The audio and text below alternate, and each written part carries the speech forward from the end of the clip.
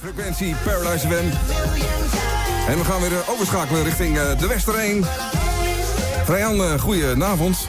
Ja, inderdaad, goeiejoen. We zitten nog steeds in de Hossebos in de Westereen, want hier is de Iepen Podiumjoen 2012 nog steeds in volle gang. Een van de artiesten die hier al gaat optreden is Gerrit Plantinga. Heel goeiejoen, hè? Ja, goeiejoen. Hoe ga je het optreden? We zijn begonnen met de fitnessband. Misschien is het wel leuk om dat even te vertellen. In oktober had je de cd-presentatie van mijn eerste cd.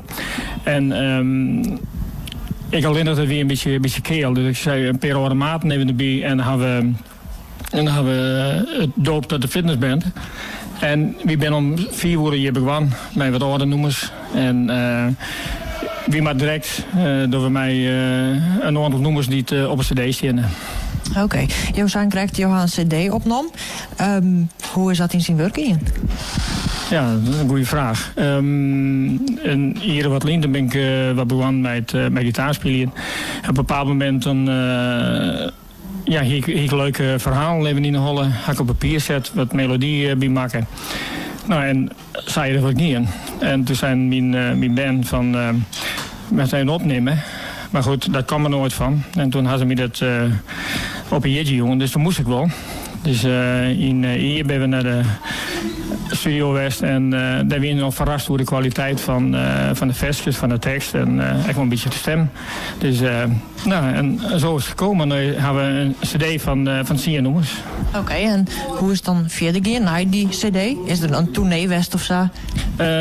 In midden oktober hebben we die cd-presentatie gehad. En er zijn 2 clips, die staan op YouTube. En één is van mijn broer. Ik heb een broer die had syndroom van Down en daar ga ik een festival maken. En die werd ontzettend vaak shown. Dat is een heel gevoelig noemen natuurlijk.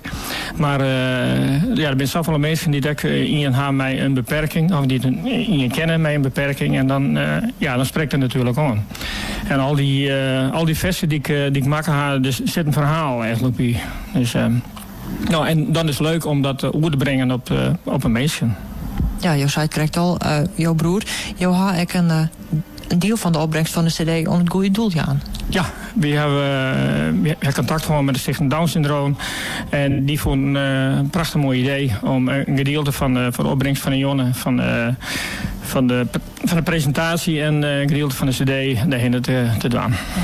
Een cd, optredens. Wat wie nou jouw muzikale hechtpunt van het hier? Goeie vraag. Nou, ik vond de cd-presentatie, dat vond ik geweldig. Dat we hier in de Hossebos en de zaal is hier bomvol.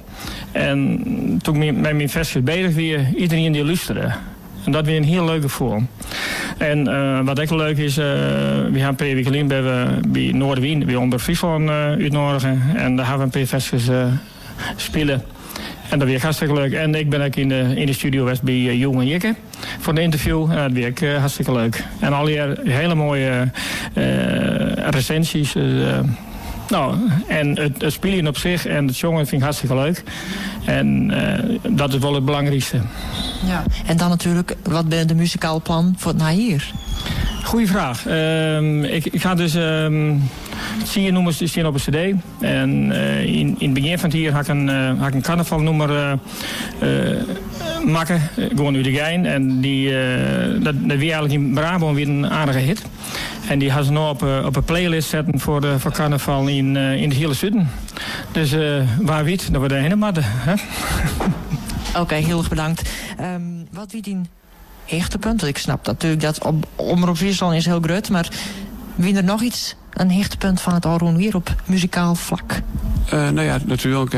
Waarop bij mij zit is op dat van mijn Friesland. Maar ik werd dat ik weer in de deze weer, dat weer nog precies niet alleen. Dus dat vond ik hartstikke leuk op de douane. Ja. 2013, wat brengt dat op muzikaal niveau voor jou? Ik hoop heel veel, maar ja, dat weet je net. Maar ik denk dat het wel goed komt. Ik ga wat stingen dat, ja. Ja, en als we dan wat verder in de taak komt, zo ben je nog heel jong gehoord? Ik ben Sontje. Ja. Oké, Sontje. Was het professioneel verder, of studeren? Of? Nou ja, het was hartstikke mooi werd dat ik mijn centen met verdienen kon natuurlijk. Maar ja, dat vind ik eerst net. En ik doe dit gewoon, dat vind ik hartstikke mooi te doen. Het is mijn grootste hobby. En ik hoop dat het staat heel goed. En waar weet, hoe ik een centen met verdienen kan, werk van leven kan. Nou, dat zou inderdaad heel mooi wezen. Gaats Bosma, zo meteen, ik was weer maar bezig. Wat wie het hechtepunt op muzikaal niveau dit jaar? Dat wie in de danskwallen in Buitenpost, de Swing and Move. En er wie al je meisjes. En toen had ik weer een stuk of zo'n een noemensong. En het ging zo lekker. Ik denk, verdorie, dit moet ik net lezen letten. En de meesten waren zo enthousiast. En ze zeiden, nou, dat mag bij u eens jongen en u's. Ik zei, nou pak ik het op. En toen kreeg ik weer heel erg plezier in. En dat is belangrijk. Ja, het commenteert, wat doe je een tredje? Wat verwacht je dan op muzikaal niveau? Ik let wel alles op me aankomen. Ik moet om in de cent denken, 2 bandjes. Dus daar mag je ook aandacht aan besteden. Je moet ik altijd kennen. Maar ik zou in januari ook weer in Münchensziel of zo even optreden. En hier en daar. Oké.